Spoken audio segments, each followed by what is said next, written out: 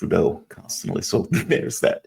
But I want to bring in my guests. We are joined with the man himself, the man I love to talk to in mornings, Mark Sleboda.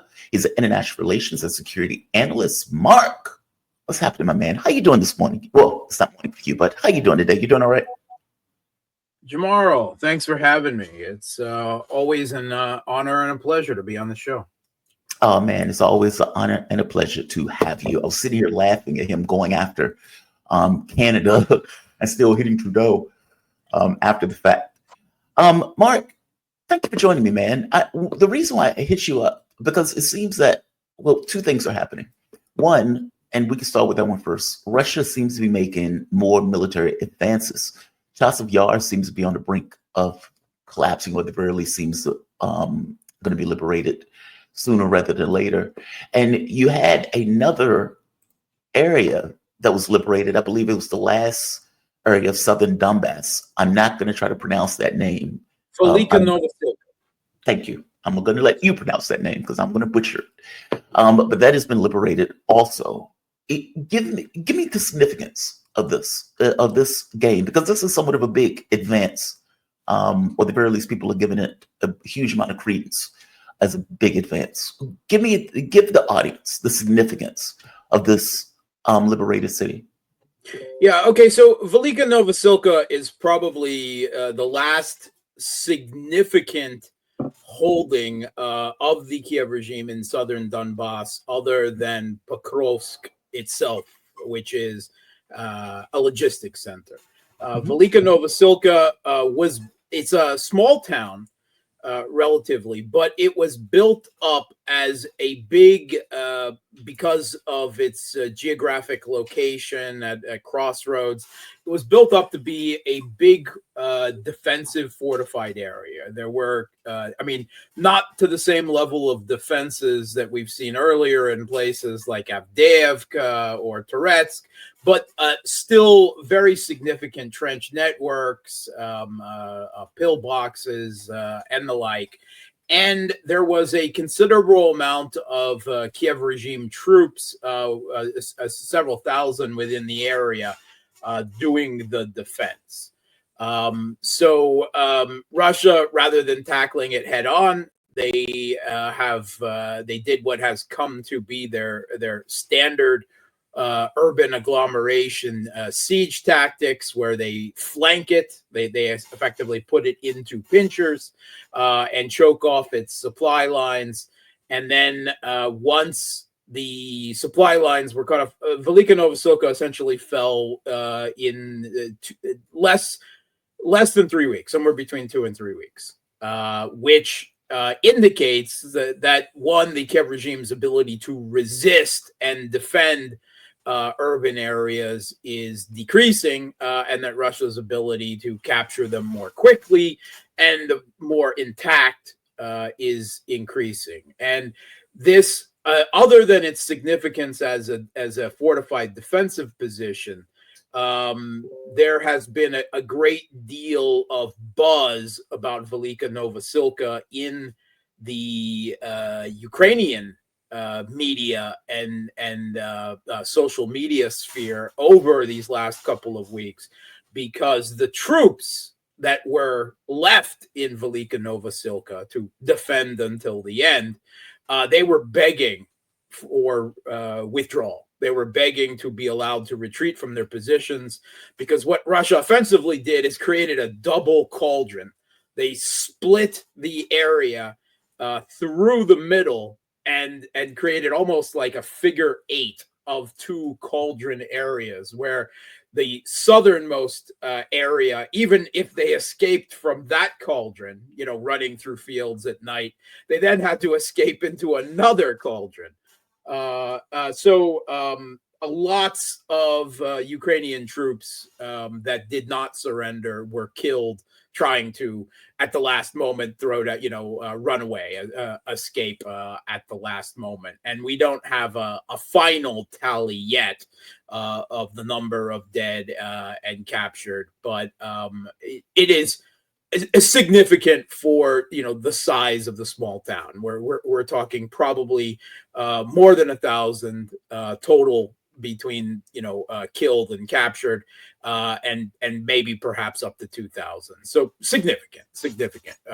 Effectively, an entire Ukrainian brigade was at the strength levels they're manned right now was destroyed in Velikaya Novoselka. And once again, after Velikaya Novoselka, once again, Russian forces in that area are in operational space. They have multiple areas to move on to. And really in the southern Donbas, we also had the word from multiple Russian reports. I've been saying the same thing for more than a week now, but the Toretsk, the remainder of the Toretsk, New York agglomeration has now come under pretty much unquestionably under complete Russian control. There was one outskirts mine that the Kiev regime was holding on to for about a week.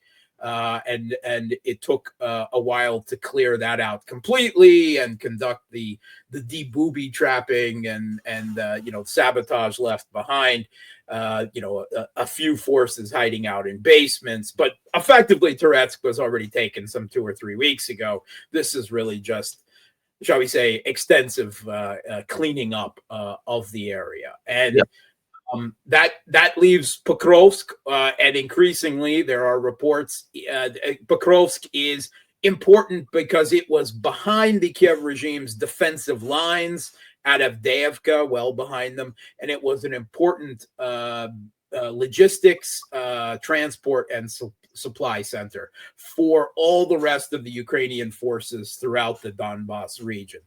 There were 3 of them in a row: Karahova, Sleboda, and then Pokrovsk. And Sleboda, Karahova have already been taken and under Russian control, and Pokrovsk is the largest of the 3 and the last one.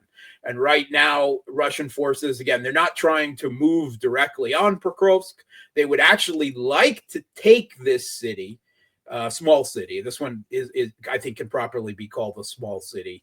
They want to take it as intact as possible so that they can then use it as a base of operations to move further on, so that they can use it for their own barracking and logistics purposes. So they would prefer to cut off, to flank it. They have enough troops for that now.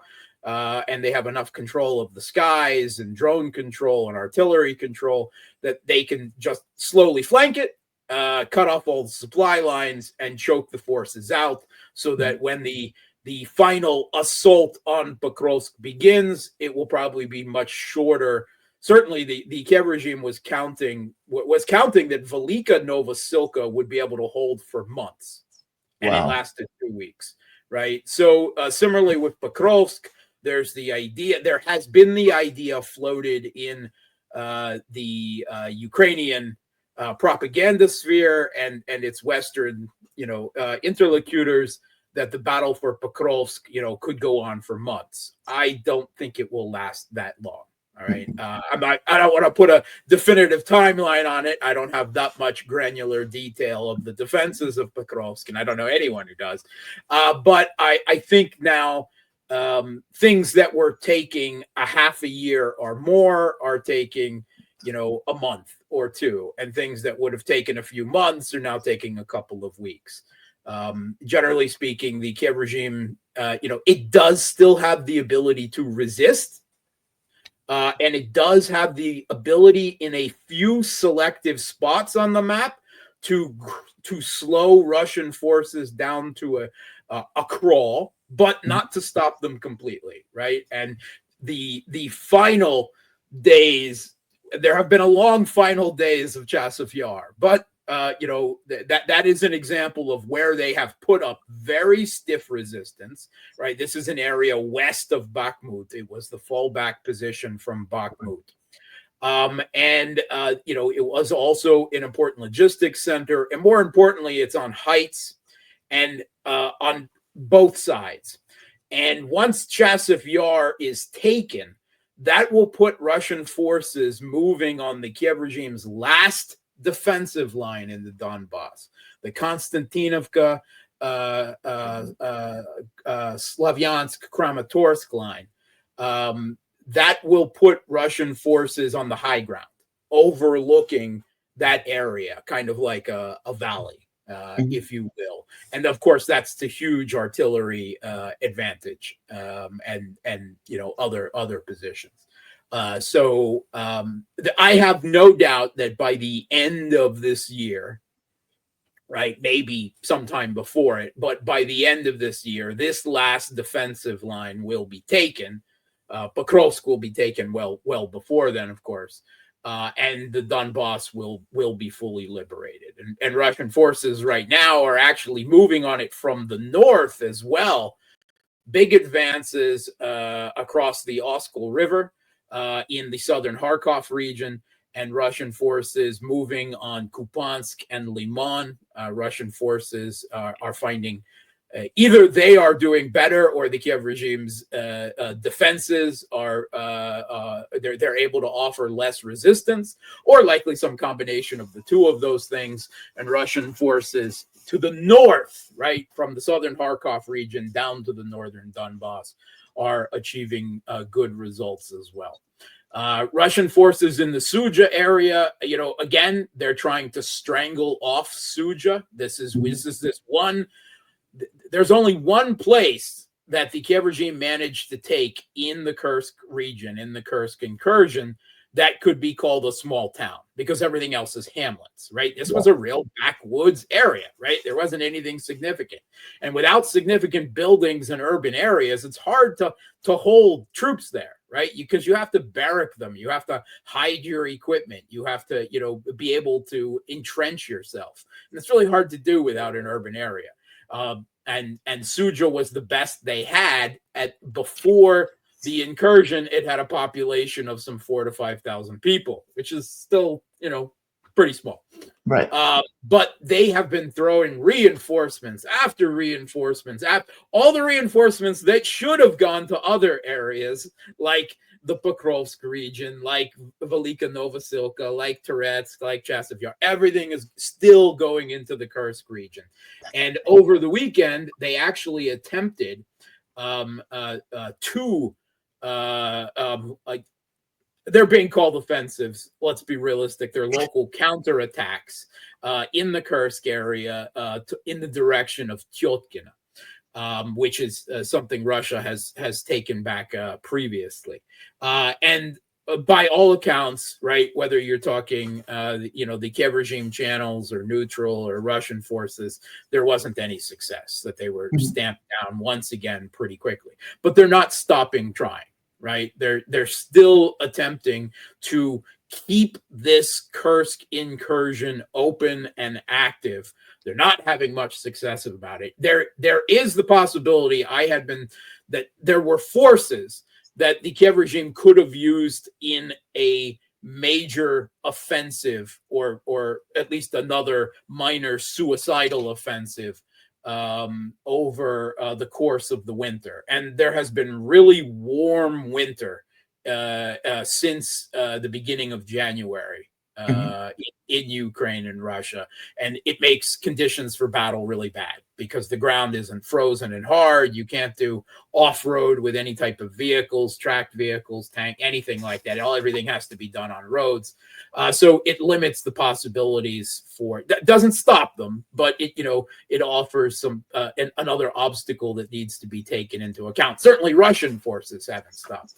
But I had worried that they would try, and there was plenty of warning in the Russian analysts and in the Ukrainian side of potential offensives in Bryansk, in the Zaporozhye region, to the Zaporozhye nuclear power plant. I talked about these things many times.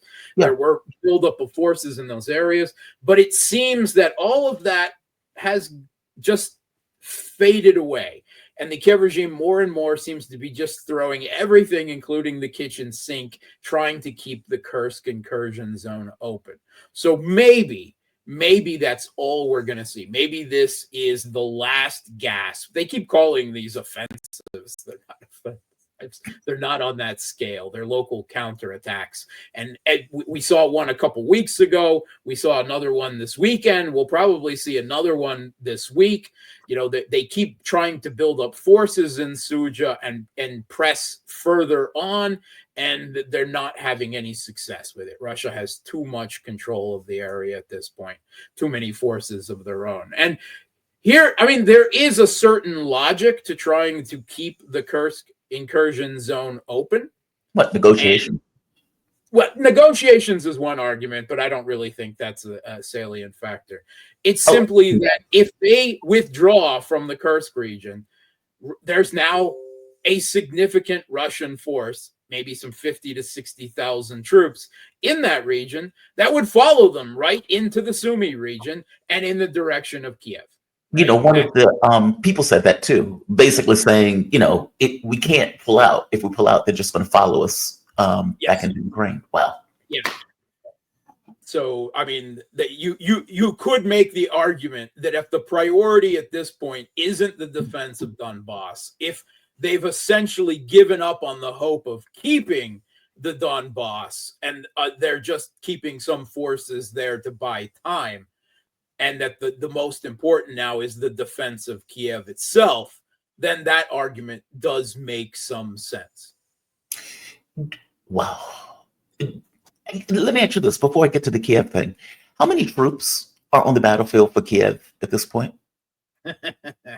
Yeah, I don't know anyone who can tell you that definitively. If you listen to the Kiev regime, they've got a 1 million-man army, right?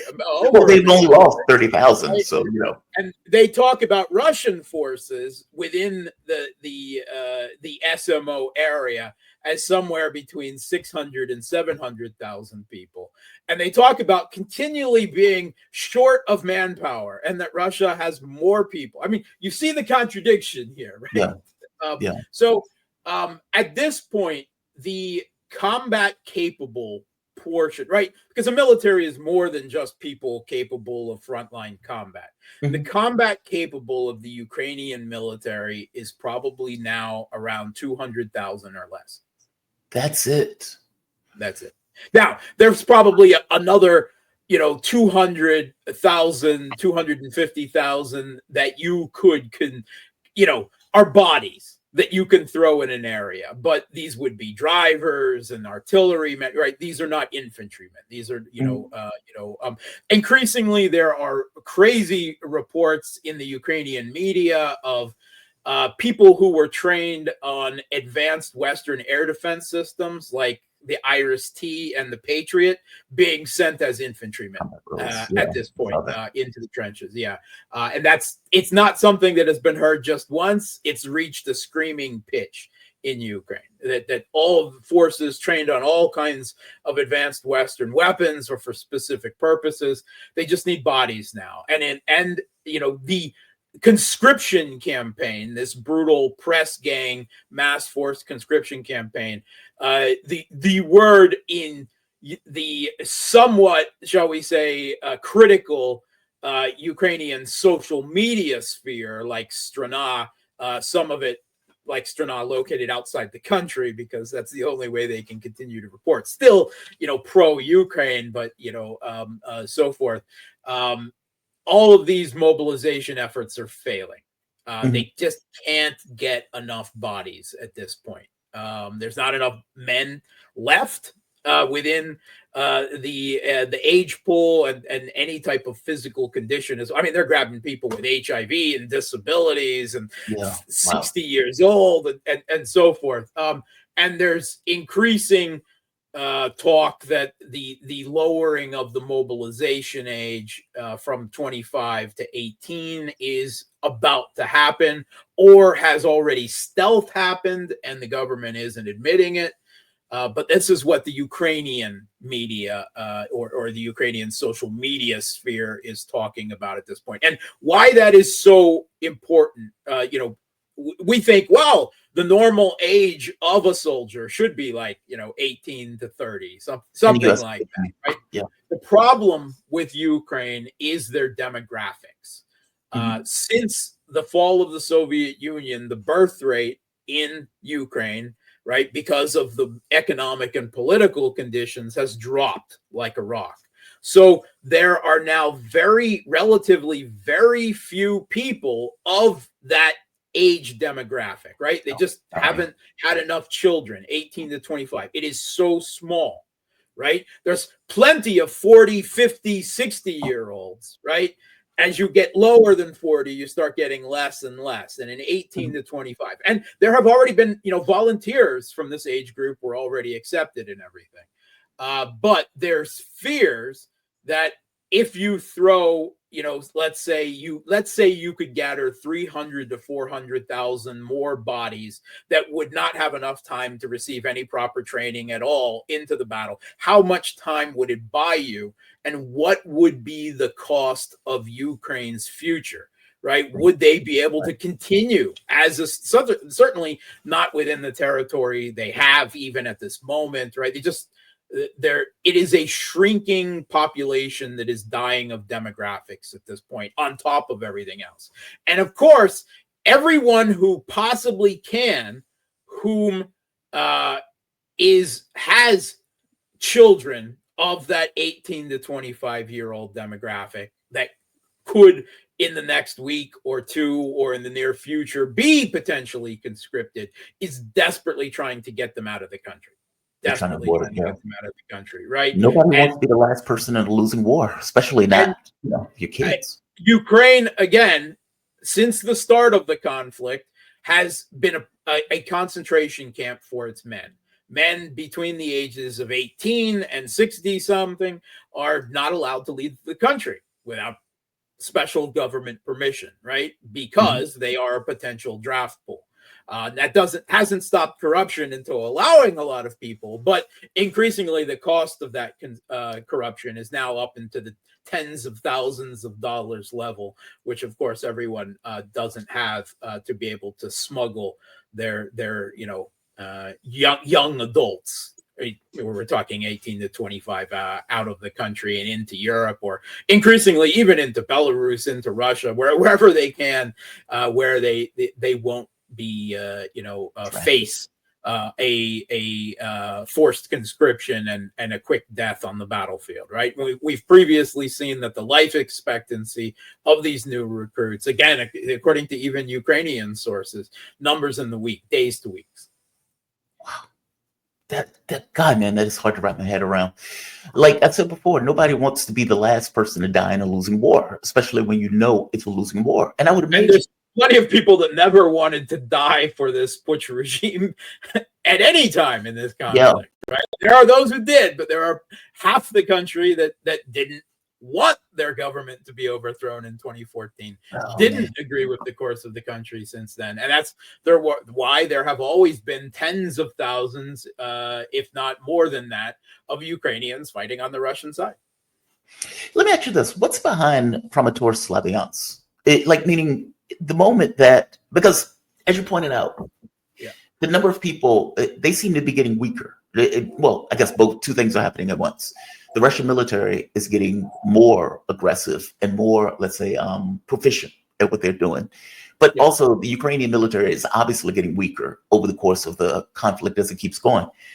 Is there anything militarily behind Kramatorsk Slaviansk? Meaning the moment that falls, then what happens? Okay, so that's operational space. Right. And what you have is a lot of steppes and open area all the way to the Dnieper River. You have the regions that haven't been entered yet, which is Kramatorsk. Beyond Kramatorsk and Slaviansk, you have Dnipropetrovsk to the south, and you have Chornigov and Sumy. And these areas Russia has not entered, at least to hold at any period of time. And right now, in the southern Donbas region, west of Kharkov, Russian troops are 4.5 kilometers from the border of the Dnipropetrovsk region, and moving, grinding their way. They're not hurrying at this point, but they are definitely moving in that direction. And Dnipropetrovsk it's on the banks of the Dnieper River. It is the third largest city in Ukraine, and it is an important industrial and military industrial center.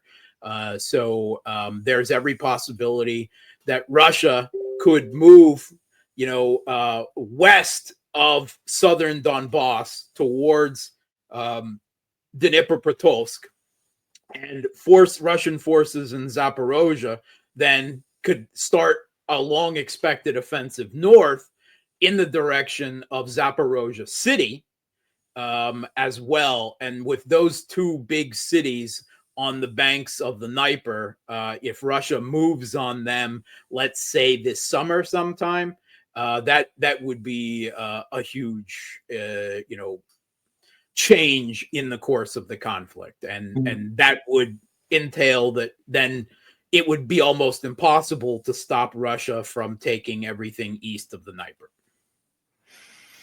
Wow. Yeah, that's significant. Well, yeah, that's significant. You mentioned Kiev. I mean, have there been any movements towards Kiev at all at this point, or any indications coming out of Moscow? Okay. Not yet. No, not yet. Obviously, with the Kursk incursion zone there, that's more important. Mm-hmm. Arestovich has pointed out that Zelensky is going to face, let's say, consequences, may even face, let's say, legal consequences for getting all of these people killed in this conflict. Do you foresee that at all? Meaning, do you foresee the situation of Zelensky losing, let's say, an election, let's say, if they have an election? Do you think there'll be legal or political consequences for him if he loses that election? I don't think that we'll see an election take place that Zelensky will take part of. I certainly not. I think that you will see Russia arranging the next elections that are held in Ukraine. I think that is likely scenario. Interesting. I mean, because Ukraine was saying that they were trying to have an election like in May or June or something to that effect. No one is serious about that. No one is serious about that. There's no plan, no sense that is going to happen.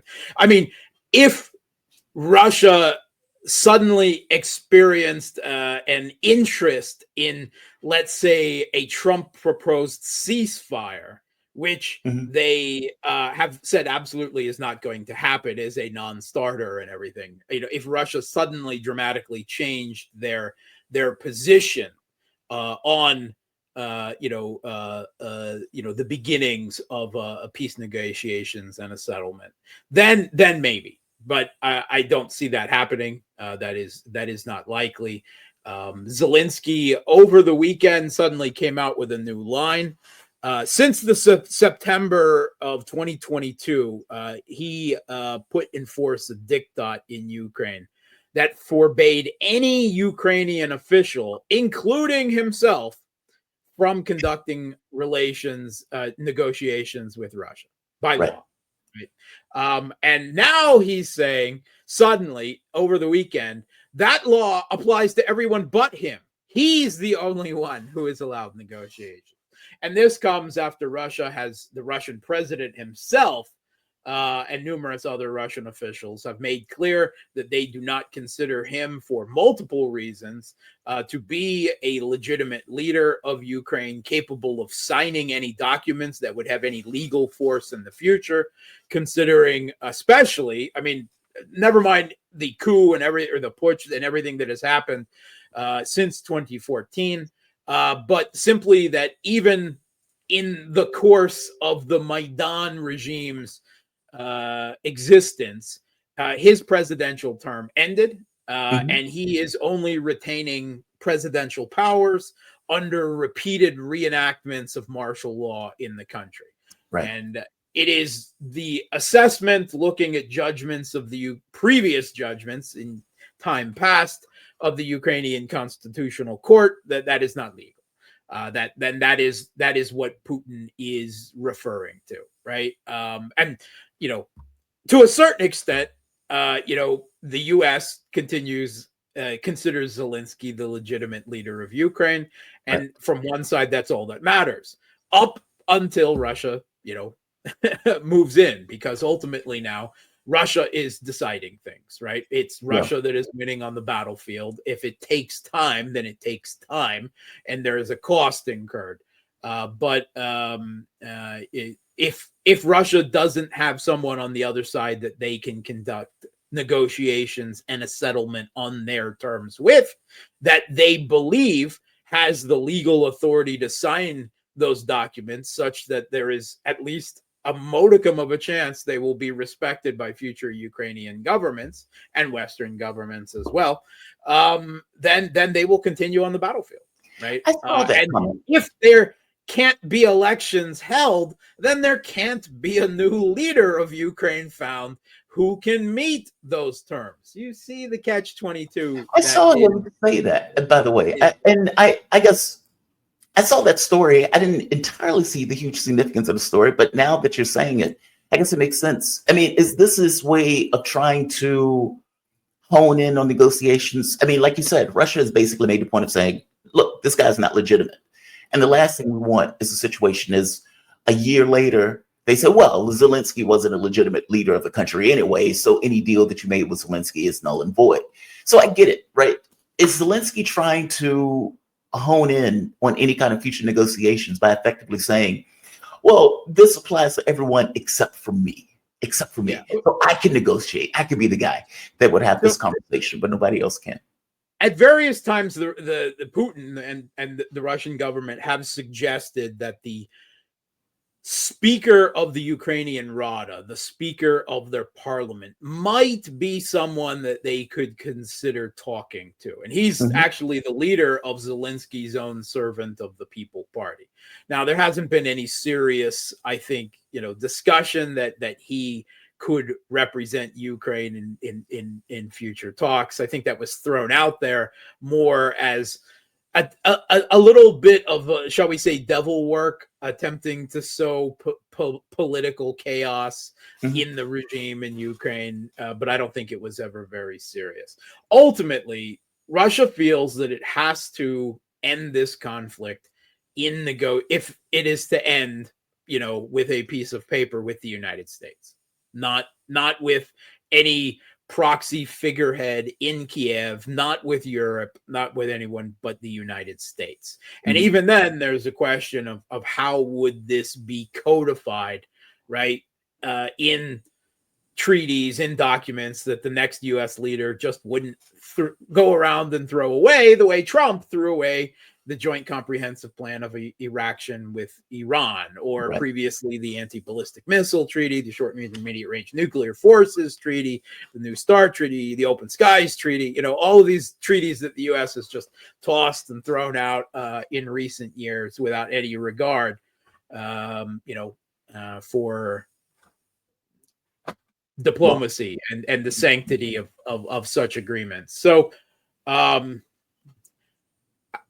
I don't really foresee, for that reason, Russia doesn't see, obviously the West doesn't like, and they say that they can't trust Putin. I always interpret that because Russia has always held to any signature, anything Putin has signed, they have held.